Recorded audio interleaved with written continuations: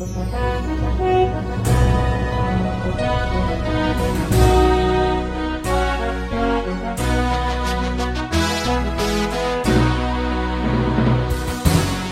bagi saudara sekalian.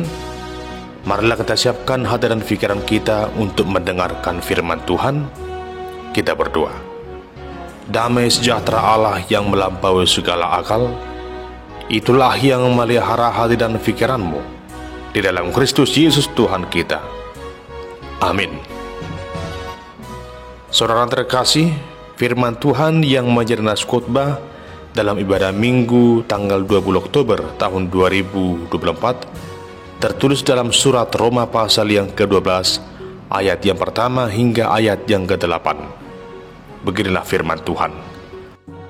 Karena itu saudara-saudara, demi kemurahan Allah aku menasihatkan kamu supaya kamu mempersembahkan tubuhmu sebagai persembahan yang hidup, yang kudus, dan yang berkenan kepada Allah. Itu adalah ibadahmu yang sejati. Janganlah kamu menjadi serupa dengan dunia ini, tetapi berubahlah oleh pembaharuan budimu, sehingga kamu dapat membedakan manakah kehendak Allah, apa yang baik, yang berkenan kepada Allah, dan yang sempurna. Berdasarkan kasih karunia yang dianugerahkan kepadaku, aku berkata kepada setiap orang di antara kamu, janganlah kamu memikirkan hal-hal yang lebih tinggi daripada yang patut kamu pikirkan, tetapi hendaklah kamu berpikir begitu rupa, sehingga kamu menguasai diri menurut ukuran iman yang dikaruniakan Allah kepada kamu masing-masing. Sebab sama seperti pada satu tubuh, kita mempunyai banyak anggota, tetapi tidak semua anggota itu mempunyai tugas yang sama. Demikian juga kita, walaupun banyak, adalah satu tubuh di dalam Kristus, tetapi kita masing-masing adalah anggota yang seorang terhadap yang lain. Demikianlah kita mempunyai karunia yang berlain-lainan menurut kasih karunia yang dianugerahkan kepada kita. Jika karunia itu adalah untuk bernubuat, baiklah kita melakukannya sesuai dengan iman kita. Jika karunia untuk melayani, baiklah kita melayani. Jika karunia untuk mengajar, baiklah kita mengajar. Jika karunia untuk menasihati, baiklah kita menasihati. Siapa yang membagi-bagikan sesuatu, hendaklah ia melakukannya dengan hati yang ikhlas. Siapa yang memberi pimpinan, hendaklah ia melakukannya dengan rajin. Siapa yang menunjukkan kemurahan, hendaklah ia melakukannya dengan sukacita. Demikian pembacaan firman Tuhan. Saudara terkasih, jika suatu waktu kita menerima sesuatu dari seseorang, terlebih ketika apa yang diberikannya itu sungguh sangat penting bagi kita, maka hal yang paling utama untuk kita lakukan adalah hal yang paling wajar, yaitu mengucapkan terima kasih atas apa yang telah Ia berikan kepada kita. Lalu kita akan mempergunakan apa yang telah Ia berikan itu dengan sebaik mungkin. Itu merupakan suatu kebiasaan, berterima kasih atas apa yang telah kita terima. Tentunya lebih daripada itu jugalah yang dapat kita tunjukkan dalam kehidupan kita. Jika Tuhan memberikan sesuatu karunia bagi kita, hendaknya kita juga mengucap syukur dan mempergunakan segala yang Tuhan berikan itu untuk memuliakan nama Tuhan. Hal itu juga akan dapat kita tunjukkan lewat keseharian kita, lewat sikap hidup kita dalam memuliakan nama Tuhan, termasuk juga dalam kesungguhan kita di tengah-tengah peribadahan, sehingga lewat ibadah yang sejati dapat kita tunjukkan sikap syukur itu dalam kehidupan kita. Lalu yang menjadi pertanyaan adalah, apa dan bagaimanakah yang dimaksud dengan ibadah yang sejati itu? Cukupkah hanya beribadah, berdoa, memberikan persembahan disebut sebagai ibadah yang sejati? Tentu dalam kehidupan ini kita perlu merenung, ibadah yang sejati harus ditunjukkan lewat sikap hati dan sikap perbuatan kita. Sejajar dengan itu, ada sebuah kisah demikian. Seorang yang kaya raya menjadi anggota yang sangat aktif di sebuah gereja. Dia sangat bangga dengan keberadaannya yang begitu saleh. Setiap hari dia memimpin ibadah di tengah rumah tangganya. Ia selalu mengakhiri ibadah keluarga dengan satu doa yang panjang untuk memohonkan kebutuhan dari orang-orang yang miskin, terutama tetangganya yang paling dekat dengannya, yang miskin dan sedang dalam keadaan sakit. Hingga dalam satu kesempatan, ketika seorang kaya itu telah selesai berdoa, anaknya laki-laki yang masih kecil bertanya kepadanya, "Ayah, mengapa ayah selalu mendoakan tetangga kita yang sedang sakit dan yang miskin itu?" Lalu ayahnya itu menjawab, "Begini nak, mereka itu sangat miskin dan sedang dalam keadaan sakit. Karena itulah ayah selalu mendoakan mereka." Lalu kemudian anaknya itu berkata lagi, "Tapi ayah, jika saya sebenarnya mempunyai uang seperti yang ayah miliki, saya tidak hanya akan mendoakannya, tapi saya akan memberikan mereka makanan yang secukupnya dan juga membawanya berobat." Mendengar itu, pria itu pun terkejut, karena memang itulah yang sesungguhnya. Tidak cukup hanya mendoakan orang yang miskin, orang yang sakit, tapi selaku orang percaya dibutuhkan sikap hidup yang mau membantu orang yang berkekurangan itu. Hal itu merupakan suatu tanda dari ibadah yang sejati, yang dibuktikan bukan hanya dari kata-kata, tapi lewat perbuatan. Jemaat yang terkasih, demikian halnya yang kita lihat dari teks khotbah saat ini yang disampaikan Paulus kepada jemaat di Roma. Dalam suatu ungkapan cinta kasih yang begitu tulus, Paulus memberikan nasihat kepada jemaat di Roma agar mereka sungguh-sungguh menyatakan keberadaannya selaku orang Kristen yang benar-benar percaya pada Yesus lewat sikap hidup dan perbuatan mereka. Mereka harus sungguh-sungguh menyatakan diri lewat sikap hidup dalam peribadahan, dalam ibadah yang sejati di hadapan Tuhan. Lewat firman Tuhan saat ini, ada 3 hal yang dapat kita renungkan. Yang pertama, persembahkanlah tubuhmu sebagai persembahan yang hidup. Jemaat yang terkasih, sudah merupakan hal yang wajar dan sudah biasa dipahami oleh orang-orang Yahudi perihal tentang memberikan persembahan. Misalnya memberikan persembahan korban penghapus dosa yang berasal dari hewan ternak diberikan kepada Tuhan Allah lewat imam yang mempersembahkannya. Hal itu merupakan sebuah tradisi keyahudian. Namun apa yang disampaikan Paulus di sini adalah bagaimana setiap orang percaya itu memberikan persembahan yang hidup, yaitu tubuhnya sendiri kepada Tuhan Allah. Karena persembahannya demikian adalah persembahan yang Tuhan kehendaki. Sangat jelas dikatakan oleh Paulus di sini, "Demi kemurahan Allah, aku menasihatkan kamu supaya kamu mempersembahkan tubuhmu sebagai persembahan yang hidup, yang kudus, dan yang berkenan kepada Allah. Itu adalah ibadahmu yang sejati." Jadi sangat jelas di sini dikatakan Rasul Paulus, persembahan yang hidup, yang kudus dan berkenan adalah ibadah yang sejati. Ketika seseorang itu menyerahkan hidupnya, menyerahkan tubuh, roh, dan jiwanya kepada Allah untuk kemuliaan nama Allah.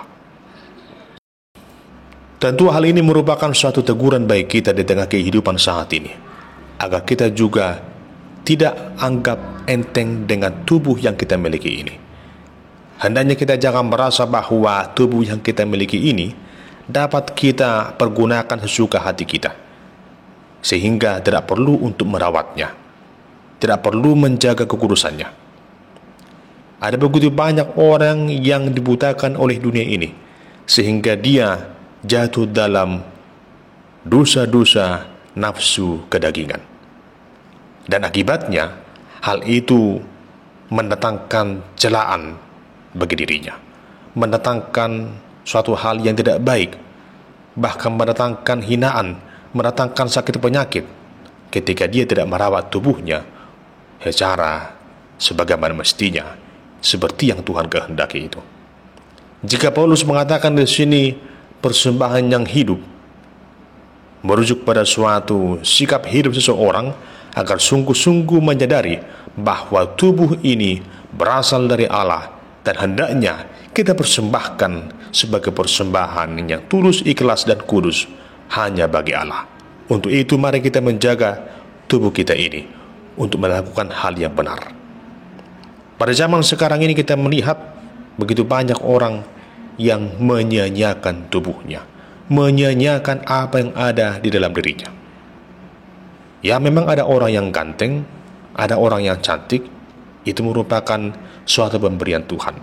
Hendaknya penampilan yang demikian dipakai untuk hal-hal yang positif. Jangan pula sebaliknya, ada seseorang yang tidak mensyukuri apa yang telah ia miliki, apa yang ada padanya, apa yang telah ia jalani selama ini. Begitu marak sekarang perilaku yang mengarah kepada LGBT. Saat ini muncul kecenderungan dari orang-orang yang kurang mensyukuri kodratnya sebagai makhluk ciptaan Tuhan. Ketika ia dilahirkan, dia adalah seorang laki-laki, tapi mungkin karena suatu hal dia tidak menerima kenyataan itu. Dia operasi plastik dan merubah segala sesuatu dalam dirinya menjadi sosok seperti seorang perempuan. Bahkan tak jarang kita melihat orang-orang seperti itu bahkan lebih cantik dari perempuan yang sebenarnya. Tentunya hal tersebut mendatangkan celaan, mendatangkan dosa. Walaupun juga dalam berbagai situasi, kondisi, tempat yang berbeda-beda latar belakang kebudayaan, banyak orang yang menerima hal demikian. Namun lewat firman Tuhan diingatkan bahwa hal itu tidaklah sejajar dengan apa yang Tuhan kehendaki. Kita harus mempersembahkan tubuh kita ini untuk kemuliaan nama Tuhan. Inilah yang disebut oleh Paulus di sini, agar kita mempersembahkan tubuh kita sebagai persembahan yang hidup bagi Allah. Itu adalah ibadah yang sejati. Yang kedua, jangan serupa dengan dunia ini, tetapi berubahlah oleh pembaharuan budimu. Jemaat Tuhan, di sini Paulus menantang setiap orang Kristen agar berani tampil beda. Dalam arti, berani menyatakan diri sebagai murid Kristus di tengah-tengah dunia yang penuh dengan keberdosaan ini. Agar jangan setiap orang itu serupa dengan dunia ini.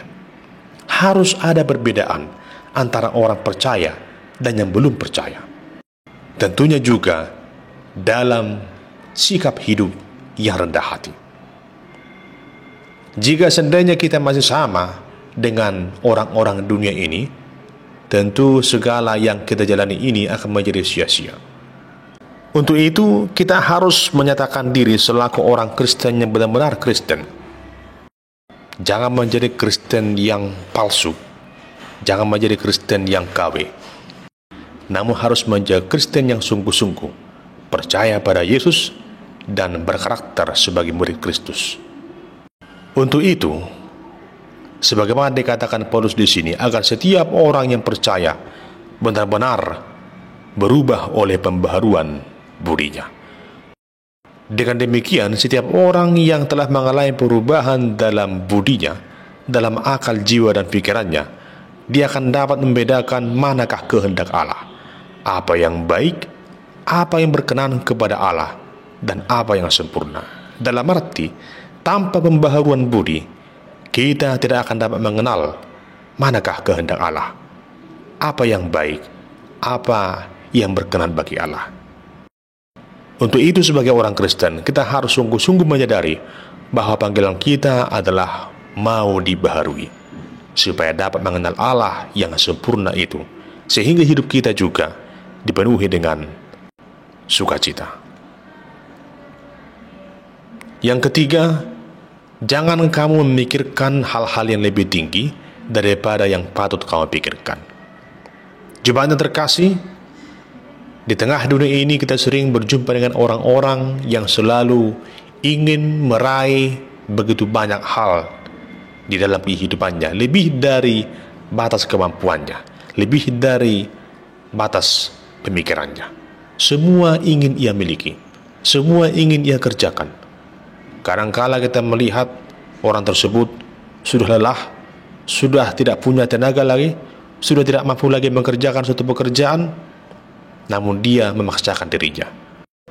Bahkan di beberapa tempat ada kecenderungan dari orang-orang yang berupaya untuk meraih harta kekayaan dengan cara mengkonsumsi obat-obat tertentu supaya dia tidak tertidur, namun supaya dapat beraktivitas tanpa beristirahat.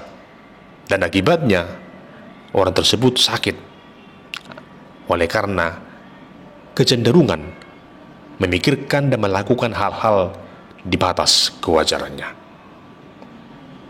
Tentu jemaat Tuhan, dalam keseharian kita tidak ada salahnya mengerjakan pekerjaan sedaya mampu kita. Tidak salah. Tapi yang salah adalah ketika pekerjaan itu mengatur kita, menguasai kita, sehingga hal itu membuat kita jauh dari Tuhan, jauh dari peribadahan. Saudara terkasih, Rasul Paulus di sini sungguh begitu jelas memaparkan agar setiap orang percaya mampu menguasai dirinya menurut ukuran iman yang dikaruniakan Allah kepadanya. Sehingga dengan demikian, ia tidak lagi memikirkan hal-hal yang lebih tinggi daripada yang patut ia pikirkan. Adapun analogi yang disampaikan Paulus di sini adalah tentang keberadaan tubuh yang mempunyai banyak anggota. Tetapi tidak semua anggota tersebut mempunyai tugas yang sama. Tangan punya tugas tersendiri, kaki juga demikian. Semua anggota tubuh ini pasti punya tugas dan fungsi yang berbeda-beda. Demikian halnya juga orang percaya hendaknya menyadari bahwa kepadanya Tuhan berikan karunia, talenta yang berbeda-beda. Di tengah keberbagaian itu, setiap orang percaya harus mensyukurinya dan mempergunakan karunia itu untuk kemuliaan nama Tuhan. Jika karunia untuk berbuat, dilakukanlah sesuai dengan iman. Karunia untuk melayani, dilakukanlah untuk melayani. Jika karunia untuk mengajar, baiklah dilakukan untuk mengajar. Karunia untuk menasihati, karunia untuk membagikan sesuatu, karunia untuk memimpin, karunia untuk menunjukkan kemurahan, hendaknya semua itu dilakukan dengan kesungguhan, ketulusan, dan penuh dengan sukacita. Janganlah seseorang itu memaksakan sesuatu yang ia kerjakan bukan dengan dasar ketulusan hati. Hendaknya setiap orang percaya yang telah menyadari talenta, potensi, kasih karunia yang diberikan Tuhan kepadanya, mempergunakan karunia itu sebagaimana mestinya, dengan tulus dan ikhlas, semata-mata hanya untuk memuliakan nama Tuhan. Janganlah kiranya seseorang itu memaksakan dirinya untuk mengerjakan sesuatu pekerjaan yang tidak layak untuk ia kerjakan. Atau janganlah seseorang itu memaksakan untuk mengerjakan sesuatu pekerjaan hanya untuk mencari nama baik, hanya untuk mencari nama atau pujian di hadapan orang lain. Namun hendaknya dia melakukan semua itu dengan kerendahan hati, dengan tulus dan ikhlas. Saudara terkasih, inilah pemaparan Rasul Paulus tentang apa dan bagaimanakah yang dimaksud dengan ibadah yang sejati itu. Sehingga setiap orang yang percaya sungguh-sungguh menyadari bahwa keberadaan hidupnya ini adalah persembahan bagi Tuhan. Maka dengan demikian kita semua orang percaya hendaknya menyadarinya dan sungguh-sungguh beroleh pembaharuan budi agar kita mampu mengenal dan mengetahui apakah kehendak Allah, apakah yang harus kita lakukan semata-mata hanya untuk memuliakan nama Tuhan. Dan kita juga dimampukan untuk lebih berhikmat dalam mengerjakan segala pekerjaan yang Tuhan kehendaki bagi kita. Dan dengan demikian kita juga diberikan hikmat untuk mengerjakan pekerjaan yang layak dan mampu kita lakukan untuk kemuliaan nama Tuhan. Oleh karena itu jemaat Tuhan, mari sungguh-sungguh menyatakan sikap hidup kita sebagaimana yang Tuhan kehendaki lewat penyembahan dan persembahan kita yang berkenan kepada Tuhan. 1 Timotius 4 ayat 7b ini mengatakan, latihlah dirimu beribadah. Oleh karena itu saudara yang terkasih, marilah dengan sungguh-sungguh menunjukkan sikap hidup yang berkenan kepada Allah, beroleh pembaharuan budi, mempersembahkan tubuh kita sebagai persembahan yang hidup bagi Allah. Itu adalah ibadah yang sejati. Amin. Kita berdoa. Ya Tuhan, tuntun kami menjadi pribadi yang sungguh-sungguh mempersembahkan hati, tubuh, roh, dan jiwa kami menjadi persembahan yang kudus dan berkenan kepadamu. Lewat Roh yang kudus itu, kiranya kami sungguh-sungguh menghayati makna dan tujuan kami beribadah adalah semata-mata hanya untuk memuliakan nama Tuhan. Maka dengan demikian, hidup kami akan semakin dikuatkan dan dibaharui dari hari ke hari. Terpuji namamu Tuhan kekal sampai selama-lamanya. Amin.